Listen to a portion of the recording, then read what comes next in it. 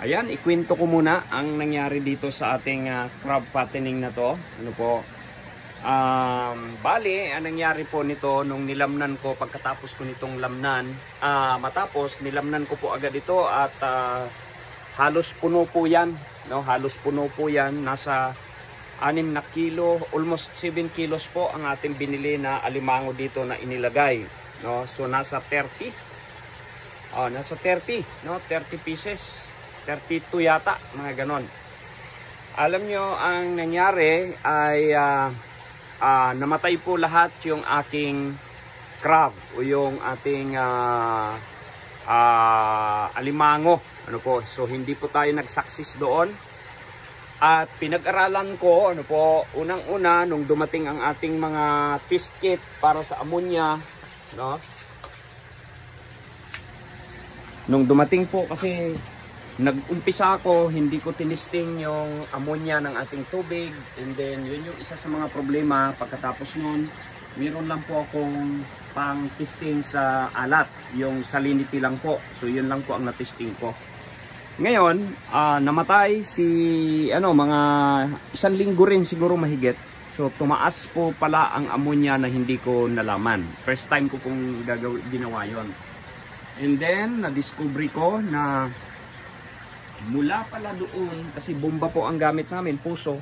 Ayan, dito ko kinuha yung ating panghalo doon sa prakas, ano po, dito. So asang-asa ako na ito ay kasi ang sabi po pwedeng mas maganda kung galing na dito sa puso, ano po, hindi galing sa nawasa kasi nga may chlorine. So may proseso ulit na ginagawa sila doon. So ngayon, dahil wala nga tayong pantest ng ammonia nung panahon na yon, ay yun po ang nangyari, no? Namatay silang lahat, and then after that, ano po, so nag-order ako ng pantest ng ammonia. Ito po yon. Ayan. So sa mga gusto pong umorder nito, no, ilalagay ko na lang po ang link sa baba po ng ating description box, ano po, para po dito sa pantest. Doon lang naman sa mga gustong magsimula, ano po, para hindi na kayo mahirapan.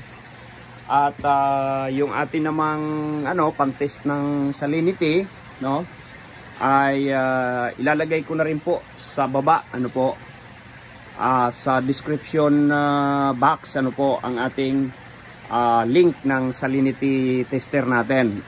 So ngayon ang i-update ko kasi successful na po ang ating experiment, kasi hindi naman tayo nag-training, hindi tayo nag-seminar sa mga crab tawag dito, mud crab fattening, about mud crab fattening. So nag-self lang po ako, self-study, and then research, no, sa YouTube, sa iba't ibang yun lang po ginawa ko. Kasi nga, unang-una, bakit namatay yung ating alaga, yung mga alimango ko po, bakit sila namatay? So, unang-una po ay napakataas ng ating ammonia.